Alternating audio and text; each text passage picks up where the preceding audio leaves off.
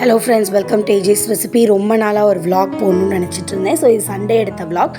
அதை போஸ்ட் பண்ணவே டியூஸ்டே ஆகிடுச்சு. ஸோ அவ்வளோ ஒர்க்ஸு.